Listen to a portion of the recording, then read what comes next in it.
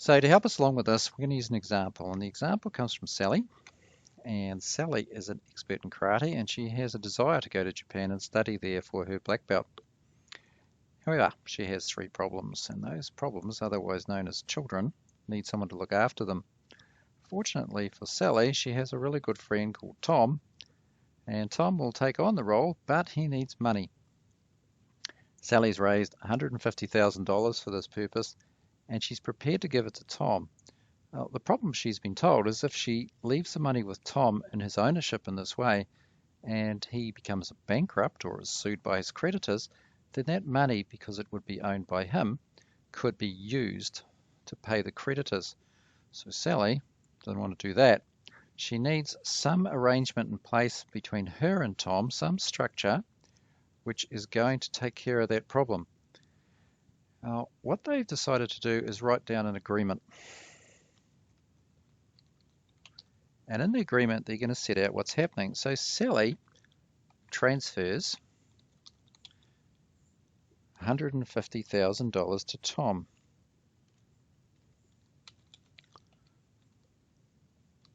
Tom will only use the money for the children of Sally for A, let's say accommodation, B, could be a house separate to the accommodation, C, say school needs, D, say sports, you can see Sally loves sports, and entertainment.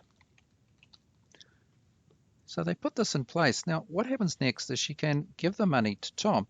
There's very little difference in the sense that he now owns the money, but he owns it with an obligation to use it for these purposes here. So he's agreed that, yeah, I'll own the money, but this time it's not me just owning it. I own it for this purpose and this purpose alone. Now at this point we can now move the children over there. So Tom now takes possession of the children, so to speak. Sally disappears off to Japan, and what we're left with, we'll get rid of this line, is Tom and the three children that is. So let's put a box around it. Just want to be very clear, we're putting a box around it so that we can define this part of Tom's life. This is a trust.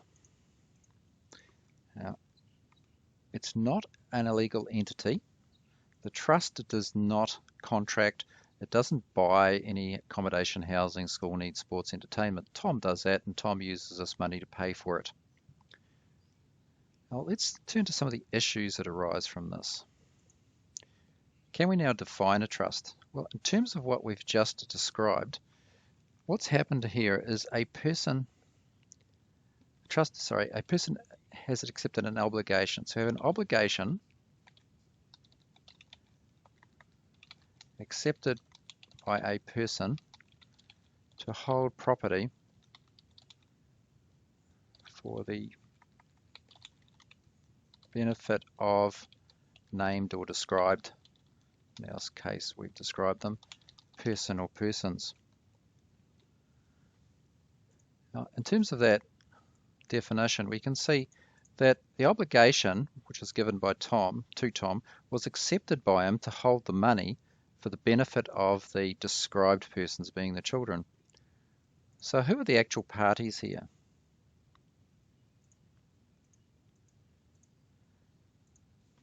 So let's just define parties.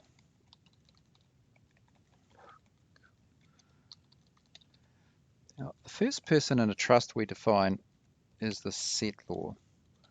So the person who's a settlor is the person who settles or transfers property to another to create the trust. In this case, it's Sally.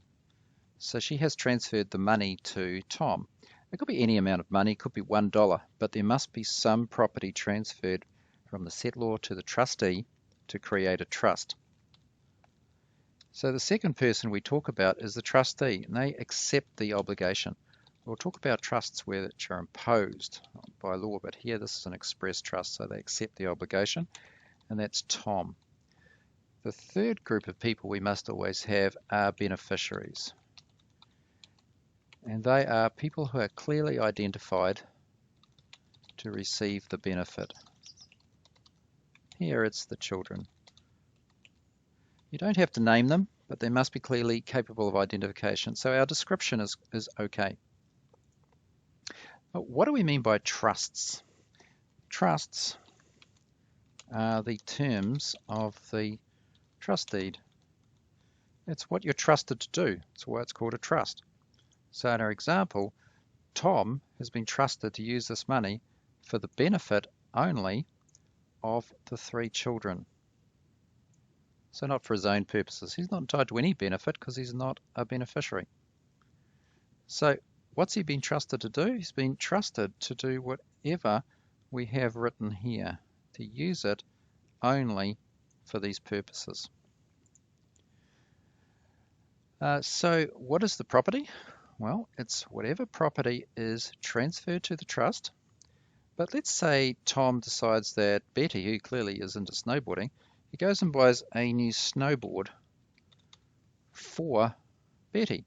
So that snowboard comes into the trust because he has bought it using trust money for the purposes of the trust, which he's entitled to do because it's sports equipment. So the trust property is the original money that's transferred into trust, plus any other property that's acquired by the trustees later for the purpose of the trust. Now, can Sally get the property back? Absolutely not. It must be settled into trust. It must. Now, going back here, how can Tom use the property? Only for the purposes set out in the trust. Now, one other thing we can ask is, who owns the property? Now, when we look at our arrangement here, clearly Tom owns this property. He owns the money. But the children are the people who are entitled to the benefit of that property. So what we can say is, under the question of ownership, is that the legal owner is Tom, but the beneficial or equitable owner are the children. This does not mean they have any rights to claim the property directly or any management of the property,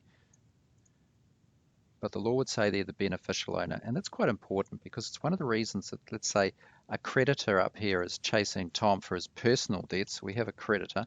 We'll talk about this in more detail. So the creditor is after Tom for his personal debts, which are unrelated to the purposes he's given the money. They can't get this money because that's trust property. Right? That is entirely trust property. Because if the courts were to allow them to get that money, it would be taking it off the children. It would be taking the benefit away from the beneficiaries, and that wouldn't be fair.